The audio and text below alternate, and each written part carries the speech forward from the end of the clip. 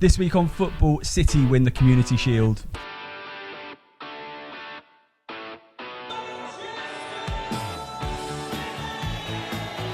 Winners were all right. It's ruthless. I think the best bit is the chop on the halfway line. No, he's not sliding still.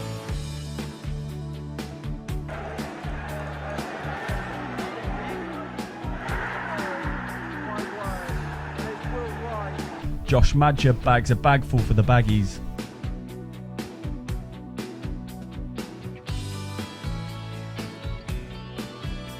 Jack Marriott scores a Hollywood blockbuster for Wrexham. United go to Munich and are buying all their players. And Goalpost TV finally have someone who knows what they're talking about. Oh, Father Time, speaking wisdom into my mind. Tell me stories of all that are great. Cherish these days before it's too late.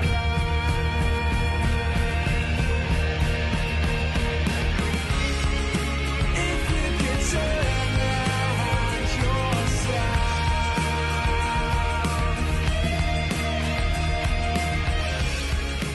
Hello everyone, welcome to This Week on Football. It is me, Alex. I am joined this week by host of This Is United podcast. It's Vince. Hello. And I'm also joined by Lewis Gibbons, a Premier League scout. Hello. Now, you say, when I said a Premier League scout, you said academy scout. Yeah, I mean, Premier League Academy Scout is probably a little more accurate than just Premier League Scout. What is kind of your role as a Premier League scout? So for everyone who doesn't know how that works. Okay, so I'm working in talent identification, so working with players. Specifically, I work in acquisition in academies mostly, so that's looking at 14-year-olds and above who already play in the academy system that we could potentially buy if we were interested in the player. What a dream. Yeah, I believe it's a great dream, to be fair. It's a good one to have. Yeah. So it could be worse. So when you say identifying players, talent identity, how do you go about identifying a player? What are the key things that you kind of look for? I mean, it's quite structured.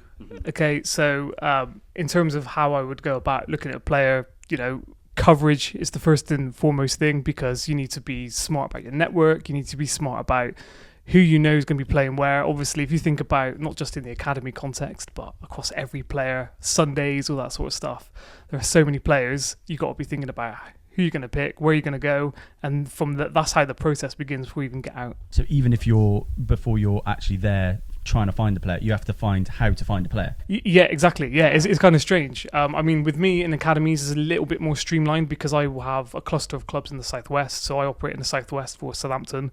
So I will look at players within Bristol Rovers, Bristol City, Forest Green, Cheltenham, Plymouth, Exeter. I do also cover some of the Welsh clubs, Cardiff, Newport, Swansea. I will go further afield sometimes as well, Reading, Oxford, Swindon. So even that's quite a lot of players. So if you think about from under 14, sometimes under 13s as well for benchmarking next season, up to 18s, 21s, sometimes first team. It's a lot of players to cover. So if you've got only so many weeks in the season, if they're only all playing at the same time on a Saturday, Sunday, you've got to choose what age you're going to, where's your priority, where are the players to look. You want to try and avoid wasted journeys.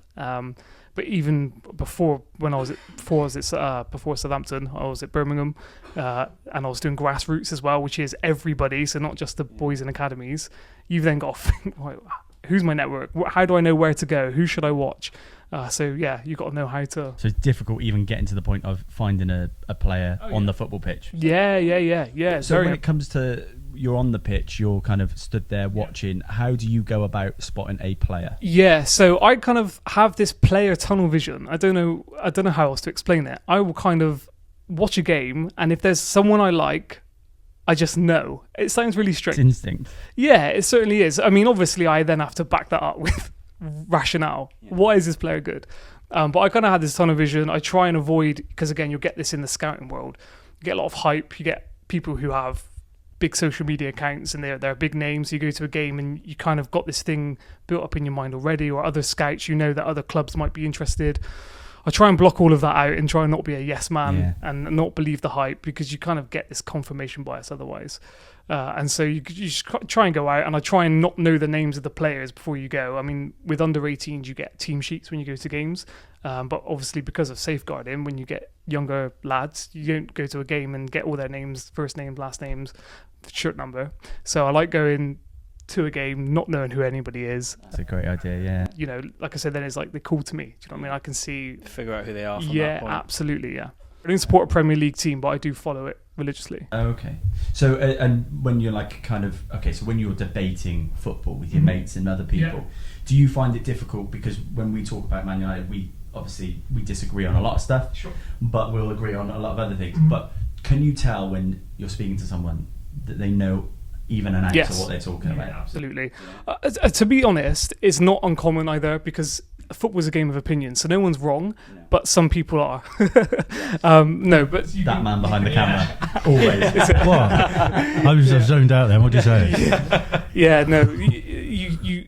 The thing is, I think fans who aren't working in football, when they're not either in the coaching side of it, looking at development of a player or how to put together a team and how that works intrinsically, or if they're looking as a scout, you know, you're working professionally, you're trying to identify players, and again, I can speak later about, you know, what all that entails. But yeah, fans watch the ball mostly. Yeah, and the team first you and wanna win. foremost. Yeah, and you're very driven by your own bias. You're very driven by your favorite player. You know, you'll see Messi will do one good thing in a game, or Ronaldo would do one good thing in a game, and that becomes the showcase moment when they could have had a terrible game. And so fans watch the ball, they watch for highlights, they watch, you know, I mean, how many times we've seen someone like Harry Kane score a great winning goal, but didn't do anything for the previous X number of... But all through the Euros. yeah, pretty much. So, but then comes up against a huge one, is it in the Slovenia game? So, yeah, just, you know, when you're talking to a fan who just watches the ball and just watches hype and bias and is driven by that, rather than someone that actually analyses the game as a whole. Does that take a bit of fun out of enjoyment of watching the football match? No, I love it. Makes No, it go even no, more. so I come from quite a football pedigree family. My brother works as a manager at non-league level, but at a decent level. So the bloke's being paid at least. My dad was also a scout many moons ago. So we have these analytical discussions, which I love. A lot of my friends are actually quite big into football as well, so they kind of get it on a level. Luckily, I don't have to endure too much nonsense when I'm down the pub chatting. It's pub opinions that drive me nuts. Yeah, they're the worst. Really They tough. are the worst. It's the people who tell you something because they've seen it on Twitter and it's been repeated on Twitter. Yeah, or, you know, Gary Neville said it on Monday Or Night. going, so they're just repeating it. Is there anyone in the punditry world that you would say doesn't know their shit? Yeah, Michael Owen. Oh my word! The lady that's on sometimes, is it Enia Luco? Enia Luco? You've named Yeah. the two worst. The thing is, like, you know, they tell you what happened, Yeah. but not a lot of insight. And sometimes the insight can get jumbled. There are some really good pundits as well. I do think actually Gary and Jamie are great on Monday Night Football. I say Gary and Jamie like I know them. I have no idea. These people, they don't know who I am. But yeah, there are. I think Roy Keane has some really good insights. There's a guy who's on. I forget his name. He's a journalist for the Athletic. He sometimes does the Champions League coverage, or as like a sort of sideline on BT Sport. He's really good. I think his name's James. Oh, Horncastle. Yeah, him. Yeah. Oh, absolutely brilliant. Especially with teams that I'm not really. I don't watch every game of every club. But like, if there's an Italian side that I don't know much about, you know, his analysis is fantastic. You know, and for a non-football kind of person as well, I think that's Do you great. ever watch 442? No. I was talking to the boys earlier about Baker was talking about Dom Solanke's a great signing for Tottenham. Spurs, yeah. And a lot of people have kind of hit back at you and said that Dom Solanke's a terrible sign. He's had one good season, and honestly, that was my first initial thought. And then I really looked into it, and I was watching a 442 video by a guy called Adam Cleary, who broke it down beautifully about how Ange needs a striker who's a number 9 in the box. That isn't Son. Who presses, who's going to be in that sort of 6-yard, 18-yard box. When you see football opinions, obviously, on there, I don't know how big your social media presence is, but how far can you go back and hit back at people, or do you just keep your opinions to yourself? Let it go. Really? Yeah. That's so I hard. can't. Yeah, that's let the it hardest go. one to do. Heads, Yeah, yeah. big time. Yeah, I think as well, you're allowed to change your mind. I think one of the things, like, because I'm private on Twitter, I'm not big on social media. That's not what I'm about. But I do, football Twitter. I'm really big into following even the nonsense accounts. I love just seeing it. I think one of the biggest trends at the moment is, you get screenshotted and someone's saying, "Oh, you said this 6 months ago." I think, but then people defend their 6 months opinion from 6 months ago opinion, even though it's quite clearly wrong. Like, for real, like, just, it's okay to change your mind. Intelligent people do it. Do you know what I mean? Everyone's correct in the football business, aren't they? They're always right. Yeah. All fans, Yeah. And everyone, You know Rory Jennings? yeah, Chelsea fan. He became famous last season for saying that Haaland was going to flop. Yeah, I saw it. Was going to flop. And do you know what? I couldn't stand Rory. I was like, do you know what? He's a nightmare. And then I watched a few things of him, and I was like, do you know what? There's a couple of things where I really agree with him. So don't throw the baby out with the bathwater. Like, you can be. Yeah, wrong, I mean, like you said. people get hit and miss. You got to try and find consistency if you're going to listen to someone and take them seriously. Is there, they're not going to get everything right, but is there some consistency to what they're saying? I think the Solanke signing's great. I think as well, it's one of those things about the modern fan. They look at highlights. They look at, Solanke's not going to do 6-step overs, go around someone and bang it in the back, and that's just not his game. But if you actually understand what he brought to Bournemouth last season, his positional play, how he used his body, because he's obviously a big guy, how he brought other people in, how he was available, and again, I can talk about this later, but like timing of how he runs, where he starts as well, all of those things are really big for a team like Spurs, because Son isn't that same player. Son wants to be in behind, Son wants to be in this, and you need someone that's going to sort of link it up a little bit, and I think Solanke really fits the bill, and proven scorer as well now. Yeah. Scores goals, and I actually think he adds to them defensively, because he's. Yeah. I was talking to the boys on the podcast earlier about his the number of pressures on particularly on goalkeepers and things like that. Spurs obviously very front foot, will press really high, and Dom Solanke just fits that. Yeah, he that's ticks right. every single box. Yeah, and the thing is, he might not. Here's the thing as well. He might go to Spurs and not score 20 goals again, but what he might do is the team might succeed because of him. I could liken it a little bit to Roberto Firmino at I Liverpool. was going to say for me, as you said that. Yeah. One of those underrated Premier League players all the time, because obviously Mane and Salah get the plaudits, rightly so, in a lot of occasions, but what he did is allowed them to get in behind and become narrow. If you think about the way that he played as a 9, he would drop in and almost feel that cam role really, and then you'd have the space for Mane, Salah to come inside onto their favourite foot, get the goals, and he was doing all of that work without the ball, with the ball, and then allowed where the two were coming inside, Trent going down the outside, Robertson going down the outside. I think if you look at since Firmino's left, it's not until someone leaves the team you realise the impact, because all of a sudden in his last season, obviously he didn't get as many appearances, and now everyone's talking about Liverpool's midfield problem, but that wasn't because of the players they had at the time, because they were working with Henderson and Wijnaldum, not world beaters necessarily, but Firmino came in and did a lot of that work, and that really worked for their setup. And it's not until after he's gone you see the impact of what he did. Back to scouting. Yes, sorry, I'm not a pundit. If you're, I should be. Well, I mean, yeah, you make a good pundit. Yeah. If you are a Premier, or you're a wannabe parent of a future Premier League player, so you're the parent of a child, how do you get your child scouted from a scout? Sure. Well, there's no one-size-fits-all answer, because every person's journey is different. People start football at different times. You might start in reception, you might start at 11. Your access might be different. You might have a parent with money who can send you to lots of centres, get you lots of training, or you might just be playing in the cages in London. You're everyone's in a different boat. I think the main thing really, and it sounds really stupid, is make sure your kid is having fun. They love it. They wake up every day. They want to go to practice, which is obviously the most important part, really, to get to the performance in a game. But make sure they love it. Don't live your dreams through your kid. Don't force them into doing things that they don't want to do, or if they have a bad game, don't put this pressure on what they should have done. It sounds really silly, but actually the mindset of sort of having clarity for a kid going out to play, if they're not under pressure or they don't have expectation or too much of it anyway, that builds a platform for things like confidence and freedom, and that will actually get the best out of somebody, rather than tell them that they're not good enough or they should be doing this after everything and making them do things they don't want to do. Enjoying it and actually loving football, they will themselves take it upon themselves, rather than be a parent-led situation to improve and become what they want.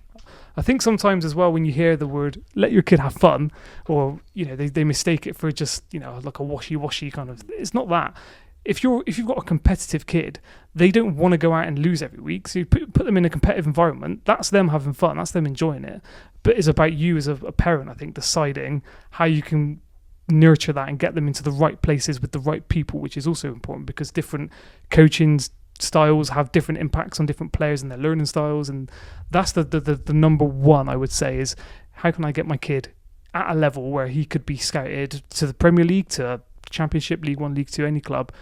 Firstly, they need to love football. They need to enjoy it. And the rest, again, there are other things, but that, for me, is the main focal point. And you said there's no one size fits all, so there's never really an age where if he's not made it by 7 or by 12, that he's never going to make it. I mean, Jamie Vardy's a great example that he never really... Yeah, I mean, there is an element of what they call the shop window. So obviously, if you're in grassroots particularly, so in non-academy football, your local Sunday teams and things like that, they obviously have different divisions in under 13s and stuff, where there's like Division 1, which is like the best, if you like. If you're playing in Division 6 and that's all you're doing, then naturally you're not going to be picked up, because I'm not going to go watch that. Most scouts aren't going to watch that unless they've seen you at a school game, but that's, again, decreasing chance. So there are obviously ways that you can optimize the shop window, if you like, but I think, again, naturally competitive boys, if they're having fun, they're enjoying it, they're going to want to be in a Division 1 grassroots environment to get to that next level.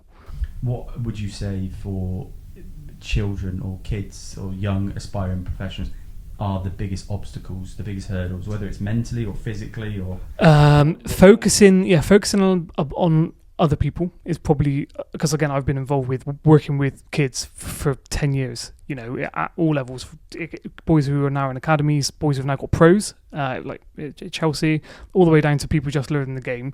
I think comparing yourself to other people and sort of trying to emulate or overcompete to what's around you, that's not the way to go. You've got to really focus on yourself and really think about and be honest, self-critical, self-constructive, and really think about, right, what do I need to do, and all these kind of things. I think that's a big obstacle, especially again with social media.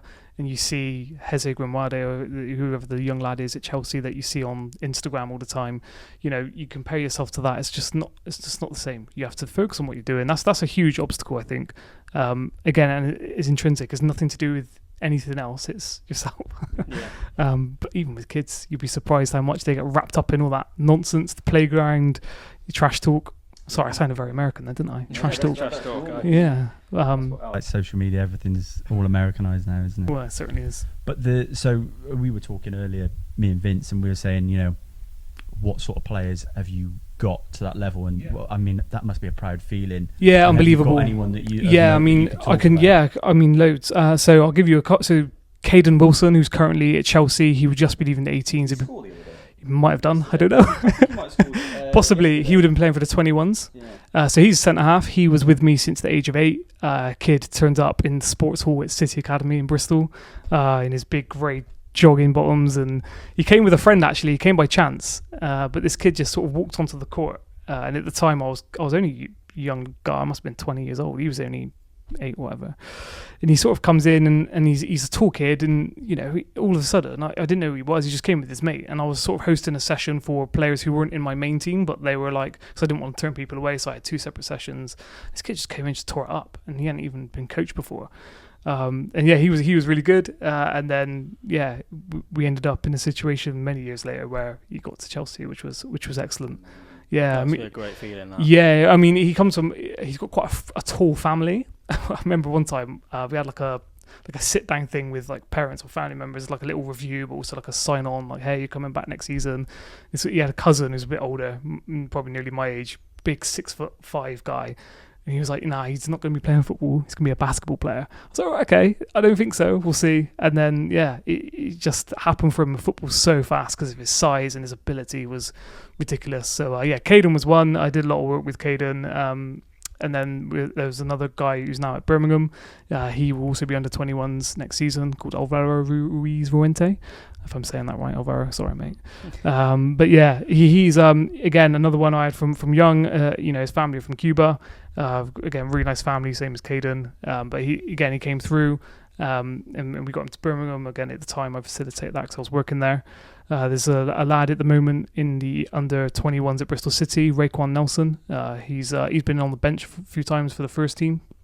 He's been there. I also coached Joe Duncan, who's the under 21s goalie at Bristol City. So quite a few boys who I've worked with are now there. I didn't do it all myself, but I got people along the way. They all have really good support networks. But yeah, it's a really proud moment, man. That would be amazing. Yeah. Yeah. I don't think there's a better job in the world. No. Oh, it's so good. It's so good. So this season's the first season I haven't coached because I've focused on the scouting. I mean, I used to do both. But I focused on the scouting and I missed it so much. And like even throughout the season, I'm getting parents who I used to coach ring me and they're like, "Hey, this is how we're getting on." And my son was born in January. I had loads of well wishes and from people that I hadn't even heard from for years perhaps. It's wicked. It's such a good feeling. That like I said, a lot of them are like 18, 19 now. Watching a player go to Chelsea as well. There's a worry though, right? Yeah, of course. I bet you're always keeping an eye on him. Yeah, but if you would have seen Caden at 14, you would have said he's gonna make it. You would have. He was just so good. He just so calm. He was really elegant. So a guy who I worked with called Luke Corish, me and him did a lot of work with this player. Luke used to drive him up to his trials at Cobham, which is the Chelsea training ground. And again, you could just see how just calm he was. It was like he wasn't in a trial at the biggest academy on the planet, really. It was it's insane. So if you would have seen him, he's great. And I've heard he's doing really well now. So if you scouted a player and you've brought them through, and where did you bring Caden through at? Bristol Central was the club that I was at, and then we used a vehicle that Luke works with called Bristol ADC to get him in the shop window, and that's kind of how it happened. And then, so if you scout someone for a smaller club, can the bigger clubs just come along and take that scout away without paying any money? He's ours. Yeah. So in the grassroots system, they can. Sometimes you get gestures of goodwill. So a club might come and raid your set up and say, "Oh, we want 3 of your boys," and they might give you a bag of balls at the end of it. Yeah. Wow. With academies, it's very different. So I, as a Southampton scout, I couldn't go into Bristol Rovers and say, "Right, I'm taking 4 of your players." There's a compensation system in place. There's like a tribunal for disputes. So the compensation system kind of is a formula which lays out how much to pay for a player. By depending on their age, depending on how much investment the original academy has put in. So say they're a Bristol Rovers player, they signed at 8, they're now 15, so they've had 7 years or so of training at Bristol Rovers, they live in Bristol. If you want to come and get that player, there's a formula set out which is supposed to compensate the receiving club. But what that also brings in turn is that, say there are 4 clubs fighting for one player, the compensation formula goes out the window because everyone just goes in a lot higher to land the player. Oh, wow. So that's, in academies they're protected, but grassroots clubs they're not. But again, I think the position that I always found, especially with someone like Caden, where we did a lot of work and all that kind of stuff, and like I said, driving him up to Cobham and all that stuff. For me, I think that the achievement is that. Do you know what I mean? I didn't set out to do it to get something at the end of it, and I kind of wanted him to have the opportunity, and I wouldn't have wanted to have been a gatekeeper and said, "Hey, like, you owe me something now." I'm pretty and for the next person as well. Say there was another Caden this year that I wanted to get in for argument's sake. I don't want to stand in the way of that opportunity because I was entitled before. So that's kind of my view. So yeah, it's a bit rubbish that you don't get something a little bit back in return. But I suppose you do that out of in a different way, and that's why you love it so much. Absolutely. Yeah, absolutely. From the point of view of talent identification, and then they're in an academy, can you tell us some players that you can see in academies currently that have already been playing that you think are going to really make a breakthrough and you think potentially we'll be hearing a lot of? Yeah, so again, I'll just be careful on the safeguarding, but I'll try and mention some who I know have been sort of nationally spoken about. So there's a lad at Arsenal called Max Diamond. He's a 14-year-old. Last season played in the under-18s, which is, again, you'll be able to see that on Transfer Market. But over the summer, he was in the papers because he was playing, he was training first team with Mikel Arteta. He's a really good player. He's really good, man. Yeah, he's really good. So he's somebody in the academy system that I think, fair play. Really good. Someone else, so Cardiff, your favourite team, just sold someone up to Manchester City. Timeo Visca. Again, really good player. 15-year-old. They bought him. Yeah, is all in the news. But he's a player that I've seen in the Southwest, and I thought, oh, what a player he is. Really good. I think in terms of the Southwest Academy boys breaking through, I mean, you got Ollie Dewsbury, who's a Bristol Rovers player. He's 16. He made his debut last season for the first team, so that's quite early onset to be thinking about that. So he's in and around the first team. So he's somebody from the Southwest. I'd say, hey, he might be breaking through at some point. So yeah, there's also a lad at Bristol City. You've got Ephraim Yaboa. He got. Yeah, he might have made not the Italian guy, is he? Yeah, that's Italian born. Yeah. He made some appearances for the first team last season. Got a loan this season to Doncaster Rovers in League Two. So again, only just turned 18. So he's somebody that Bristol City fans might have an eye on, as well as the other guy who made it. So there's also Elijah Morrison-Room. So again, he's another one. I think he's made some appearances for the first team at Bristol City, but he got called up to the England under-18 team very recently. So again, he's somebody that he's a really competitive team to get into. So those are some of the academy system boys that I would say. Is this all right, by the way? Yeah. Is that better now? Yeah, cool. So we're talking about academy players going forward, and then what about if we talk sort of 18, 19, 20 players that have pushed through that you think right now out there could be up for a monster season? There's a couple like Mikey Moore. Yeah, you don't need to go that old, I don't think. There's a kid at Sunderland, Chris Rigg. Heard of him? He's just turned 17, I think, at the end of June. I think he made 22 appearances in the first team last season. He's just been given the number 11 shirt at Sunderland at 17, which is so. If anyone you would tip to go forth and have a great season, I would suggest him. And what about like players that are obviously talked about that are 18, sort of 17, 18, like Joe Bellingham? And do you think those sort of players are just talked about because of his brother, or is he actually got something? No. He's a good player in his own right, different player to Jude, I think. Again, I say Jude like I know the guy, but I really don't. Actually, do you know what? This is actually a true story. I met Jude very briefly when I started at Birmingham. I went to the scouts office because I was coming up from Bristol to have a proper tour around the facility and stuff. And at the time, at Wastal's training ground, which is where Birmingham trained, the scouts and the analysts used to share the same room. So I'm going around all these things. We're going into this sort of scout analyst sort of room. It's just like a big open plan with loads of computers. And there's this kiddie in there watching his own training session back. He's only a young kiddie. And then he comes out, he shakes hands and says, nice kid. Do you know what I mean? You think, okay, he's an academy player.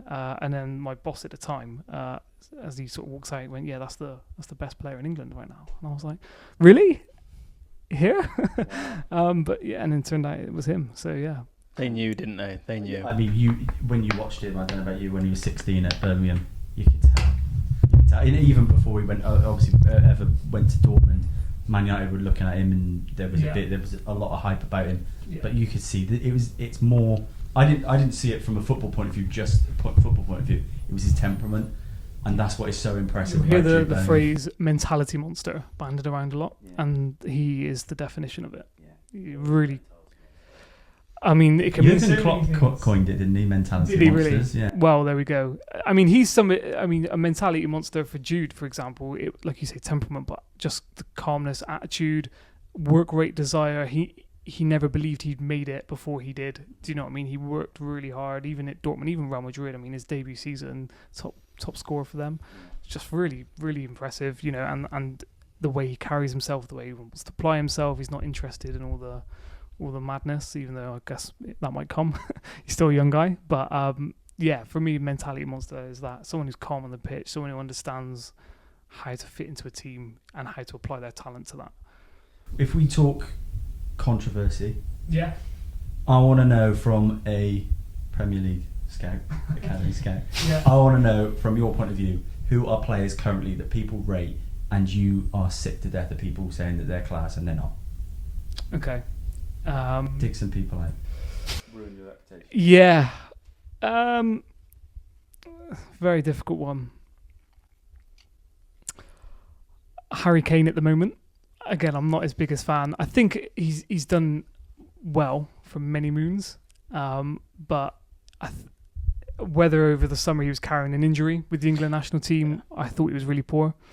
He didn't offer a lot. I mean, for the striker that he is, if you're going to be a goal scorer, you need to be in certain positions. He didn't seem to do that. If you're going to be that type of player that drops deep, you need to work with the players around you. I just don't think any of that happened for Harry Harry.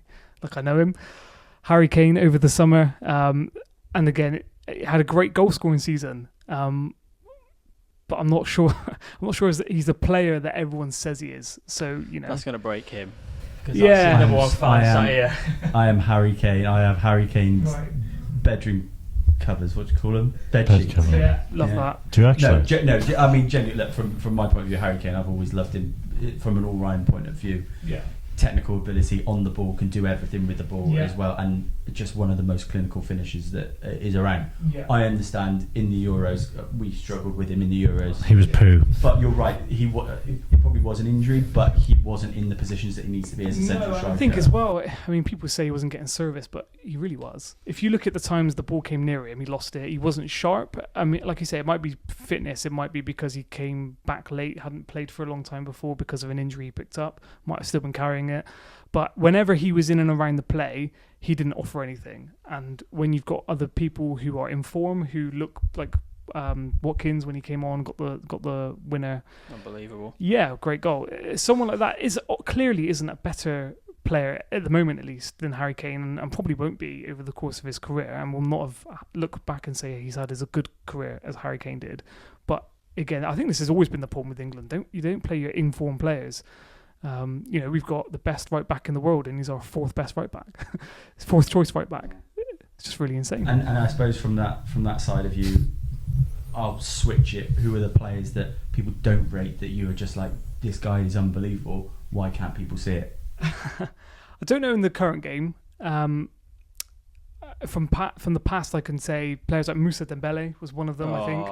This bloke was ridiculous. Feet. Yeah, this guy was unbelievable. I mean, he was really good. Shall I tell you what? I will go with a really controversial one. I think that Scott McTominay is underrated.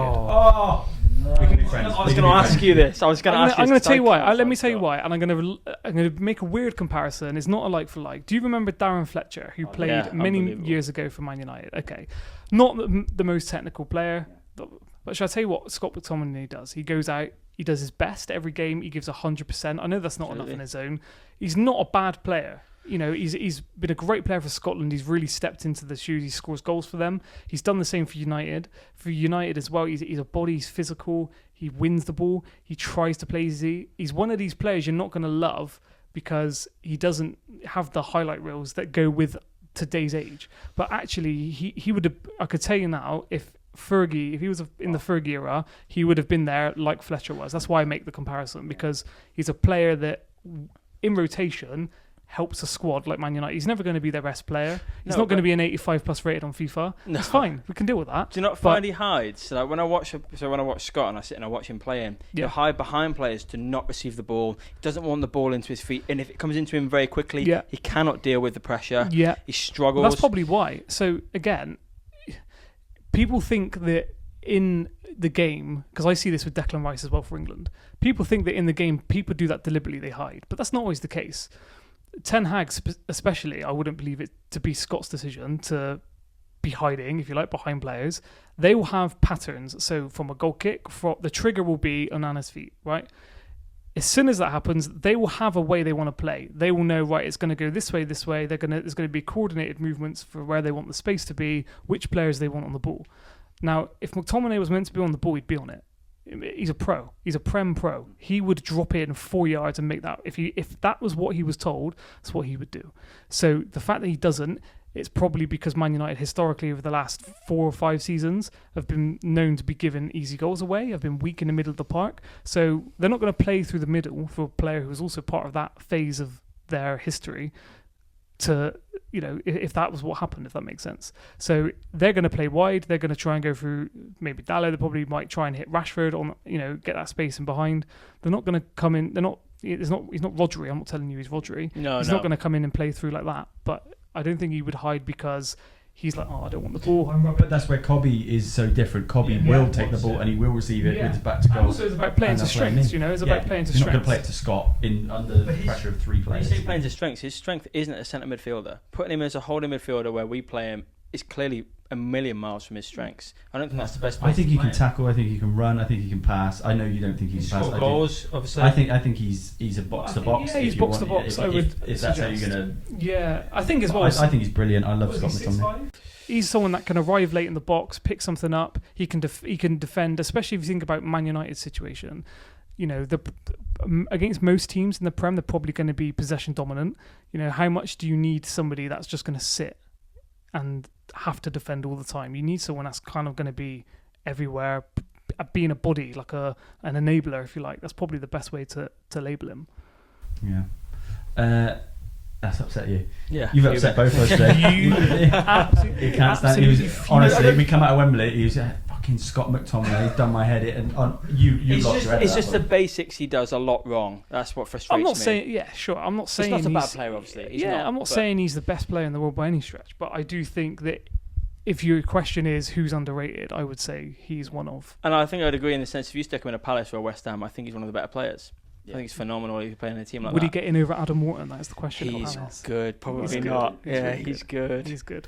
Okay, right. I want, from your point of view, 3 key things if you are scouting for a potential future Premier League player. I want 3 key things. Sure. Okay. So detail is really important. So the difference technically between lower academy players, if that's what you'd want to say, and higher academy players is not. There is obviously a difference, but it's not as big as you would think it would be. They can all use both feet. They're all very comfortable and around the ball. They're happy to create space for themselves. They've got good first touch. Detail is the difference. So, for example, if I'm watching a winger, I want to know what's your timing like. You know, when do you run? How do you run? Do you run in straight? Are you just a road runner? Do you just run in straight lines? Are you bending your run? Are you going to not only beat the offside trap? Are you going to completely mess up the opposition's back four? Are you going to cause them problems that they didn't expect? When I say when you run, when are you arriving in the box? When are you arriving for a pass? Are you arriving so that the ball's behind you? Are you arriving so that you're meeting the ball as and when you should be to create end product? Detail, so important. And even over 3-4 yards, you know, how can you dummy somebody to make a movement? Movement is everything in today's game, especially in the Premier League and transition. Yeah, you have to be able to find your own moments, and I think those are the players that I look for. Those are the players that I like, where you have detail and you can understand. I think that's the main thing. I think when I say, I'd also look at sort of mentality. Again, it's about being tactically aware, understanding selfless runs. You know, how can I move to create space for somebody else? How does, again, I said it about Bellingham earlier, but how can I apply my talent to this setup? You know, you might be the best player in the team. How does that, you know, are you a prima donna and just going to moan because the others can't do what you want? Or how do you work yourself into it? And that kind of links into the last bit, which is socially. You know, so from a social side is so important, because I need to know, is a player coachable? Are they likable? Are they manageable? If you're going to go on tour with your team, or if you're going to be in digs where you stay at an academy because, say, you're from Bristol and you're going to go live in Southampton, are you going to behave? Are you going to stick to curfews? Are you going to eat as advised? Are you going to be coached? Are you going to develop? So those are the type of things that I would look for from a player. When I initially like a player, it's not the only thing. Obviously, I see all those things, but there's loads of things that you think about and how you spot talent as well. So, you know, you can look at, I think one thing that you try and look at is potential. So it's not about necessarily where a player is, but where could they be? They might not be the best player in their team at the moment. They might not be as physically big as some of the others, or they might just be very good at one thing. They might be very good at, I don't know, shooting or passing.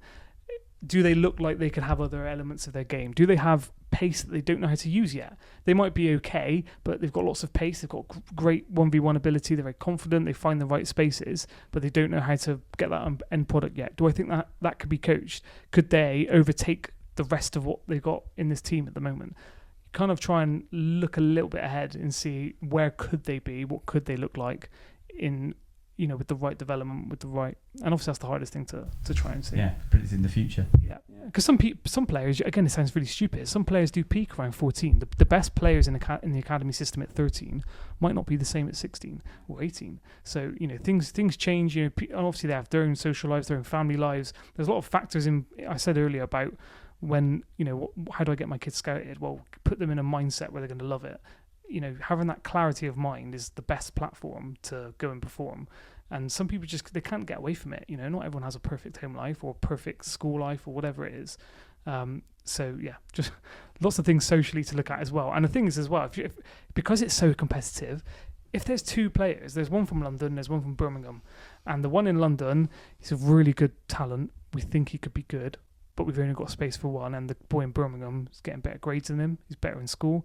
He's got a much better attitude. He's a Jude Bellingham. Do you know what I mean? Carries himself very well. He's very family loyal. All the things that you look for when you're looking at the social side of it. That if you could trust him to represent your club and be professional, you go with that one all day. So something as stupid as that.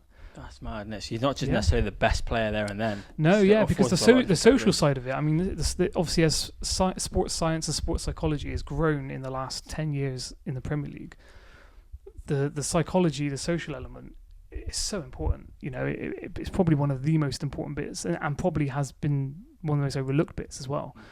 You need people that are also resilient. And strong. People want leaders. How much you hearing Graham Souness call people out, or used to call people out for not being a leader, or Roy Keane. You want people that are like that, because it's really hard to get that sometimes when you just look at the TikTok highlight reels of someone doing a whatever they call it, a rainbow flick. Yeah. Do you know what I mean? That doesn't fool anyone. No, and I think you're right. It's so overlooked these days, and it's that social, and more than ever, it's so much more prevalent in terms of their social lives, their home lives, and how that can affects everyone in terms of their job. And football's not separate from that. Yeah. We talked about a little bit when I spoke to you first was about coaching and aspirations as a coach. Yeah. Can you tell me about someone or coaches that have kind of been inspirational for you? Yeah. So you can take that a number of ways, because obviously you can be influenced by the flavour of the year. So obviously for many years since the introduction of Pep Guardiola, possession-based football has been high. Not everyone understands it, but they try and use it. What I like about Pep's style is the creation of space and then the control. So what he tries to do is draw a team in, players go and press. I've then got very comfortable on the ball players who are going to knock it around you very quickly, and now there's a lot of space in behind for my team to go and exploit. That's what I love.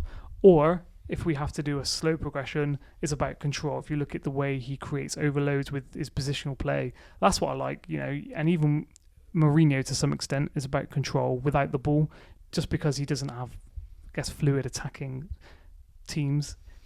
They dictate where players can go. They lock off areas of the pitch. They inactivate the best players on the Herrera Hazard incident many years ago. Yeah, Mourinho finds ways, and that's control. Just because you don't have the ball, you control the ball without it.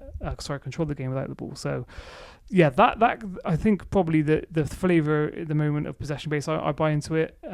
I think obviously it was more introduced by Wenger when he first came over, because he combined keeping the ball well with athletes, because that's again something you'll see again is a bit of a theme, and you might have seen it talked about at the Euros, is more athletes and less thinkers at the moment. We've got a lot of players who, like the David Silvas of the world, are very limited. Well, we don't in England, but we don't anywhere in the world at the moment. Everywhere in the world, you look at all the front threes of most national teams or Champions League teams, very much about pace and 1v1. You don't have lots of that creativity. That's why people like Odegaard are so sought after now, because they can understand what they can see. De Bruyne is another one. You don't get many of those types anymore. So that from a coaching perspective, I liked Wenger before Pep, but to be honest, I've probably been more inspired by people that I've known, people I watch coach. There was an FA tutor locally called Steve Lilly, very calm, very rational, very insightful coach, a guy who, like I say, he really understands the development element of it and how players should be treated and trying to get the most out of a session. I mentioned Luke Corish earlier. Luke's brilliant coach. He's a one-to-one coach. He works with pros all the time. So he's got his own centre that essentially puts players in the shop window. So he'll take the best players who aren't in academies at the moment. They'll go and field themselves against actual academies, and with great success. And like I said, this is how Caden came about. But Luke and I have worked together for a long time, and his coaching style about detail. A big fan of detail. He's one that really gets it, and he gets it right as well. Yeah. So 10 years ago, Sports Interactive, who make obviously the game, they signed a deal with Prozone, who are like the data company. I don't know if you're aware of them. So essentially, football managers share all their database, and it's supposed to be distributed to scouts. Obviously, not very well because you don't know about it. But I was just going to ask. I know Joey Barton and Solskjaer weirdly have credited with Football Manager in terms of actually preparing to become a manager. Will Still was one as well. Yeah, he's actually 100%. Yeah, is it actually used? If it's not by yourself, if you actually, I haven't used it for scouting. No, because I'm not so involved in the first team in that way that I wouldn't be using it. But I don't, from my knowledge, know of any scouts that I would really. They use Football Manager, which I mean I can understand why you might, because I've realised that again as Football Manager has grown, they've obviously employed scouts to actually because they want to were real life scouts on it. Yeah, well that's it. So I've watched an interview somewhere where they were sort of saying we actually want to be like a valuable source. We don't want to have wonder kids in our game that aren't actually going to be wonder kids. We want to do lots of, so I think Football Manager is a good base. I think what people don't realise is in the scouting world there is scouting software anyway, and good scouting software. So huge databases which encompass clips, everything that you need to know, ratings, things, all this stuff. That exists. Like obviously it would, but I think a lot of people just think we saw it on the telly last week, or do you look at the Euros? You're like, oh, that's a good player. That's not really how it works. It's very involved. I didn't really think it would. I know there were rumours years ago that Everton were using it apparently, and obviously went to Premier League. Well, not Solskjaer's Premier League. Joey Barton was obviously your Bristol Rovers. Come out and actually say it. I can't imagine it. I don't know. It is very in depth. Like obviously the database is massive. I don't have time for it. I wish I did because I loved it when I was a kid. I absolutely loved it. Oh, it's so good, isn't it? Such like, so in depth. Like, I remember signing players. Remember Yese, who played for Real Madrid? I remember signing. I remember signing when he was 16. And obviously no one knew of him, and then 2 years later he's playing for Real Madrid. I'm saying I signed him on football. Yaya Sanogo as well. That was another player. No, the ones I used to sign were Lucas Moura was always a big one. He was huge. Massive. Freddie Adu back. Do you remember Freddie Adu? Yeah, Freddie Adu, the American boy. He's probably the most famous one. Played for America at 15. And obviously, poor kid's career absolutely tanked too much. I thought I've always wanted to ask a scout if they've actually. I've never used it. Again, some of the first team recruitment staff might use it, but we certainly don't in the academy team. And the academy team is big. Do you know what I mean? We have national, north, south, international, all that stuff. We don't use it. We have other software that we use. And again, it goes back a little bit to network and coverage and knowing what to watch. That's probably the only time I can see Football Manager being relevant, because you could use it to find you. Oh, I'll go watch that, boy. Yeah, it turns out great on my save. So it would be like finishing work, though, your actual job, then just logging on. And doing just cracking on and just doing. Yeah, that's it. Just do a bit more scouting tonight. But I suppose that's your life. You do it in your free time, you do it in your spare time, you do it. I mean, you can go. Okay, so with scouting, you can go full time. You can go full time in academy setups. You can go full time, obviously, first team. I do it part time. But there is doors to go full time. Yeah, it's great doing it part time. Yeah, I bet. Getting paid to go and watch football, watch the next best kids. It's just a really good job. I think it's a lonely job. Don't get me wrong. So you got to imagine, like, I went to watch a Birmingham game yesterday, under 18s game. You're traveling all the way down the M5 by yourself. Maybe a bit of something on the background, and then you get there in the Midlands. I don't know many of the scouts that are there now, so you get there, you say hello to someone else who's done the same journey, from somewhere else, and it can be a lonely job. And then you go home, you stack it into your computer, you're sort of trying to grade about who was good today, what did I really think about this person. It's all very much yourself, but it's actually a cool job. It's a cool one to do. You take a lot of pride in your work as well, so you're a big detail person, so for sure you want to make sure that who you're passing over, that's your reputation. Well, that's it. I mean, if you start licking off players that are not good, no one's gonna. Your word means nothing, isn't it? No one's ever going to take you seriously ever again. So if you're gonna tell someone you think that this person's good, you better back it up. But I think a lot of scouts, by the way, because a lot of scouts in the game, they aren't all of them aren't really top football guys. Like they think they are, but they aren't. But I think a lot of scouts. I wish more scouts were bold. Do you know what I mean? They made decisions not on because you knew someone else likes him. Back your own opinion, you know. I was gonna say, but there's a lot of pressure behind that, isn't there? Yeah. You're going out looking at players, you've got to be quick on them if they're any good. Oh my God, it happens in Bristol probably more than any other area that I know. You know, reaction is so much more common than proaction, because I mean I've seen players sign for academies who I don't personally think are that great, but because someone else has said they're great, all of a sudden everyone's after this player, and I'm just like, if you went to watch even just his team, there's a player next to him who's twice the player. So you do get a lot of that. But I just wish some scouts were bolder, man. Like, back yourself. I mean, if you do make loads of stupid suggestions, then you don't deserve to be near it. That one could be the next one, though. Yeah, for sure. Yeah.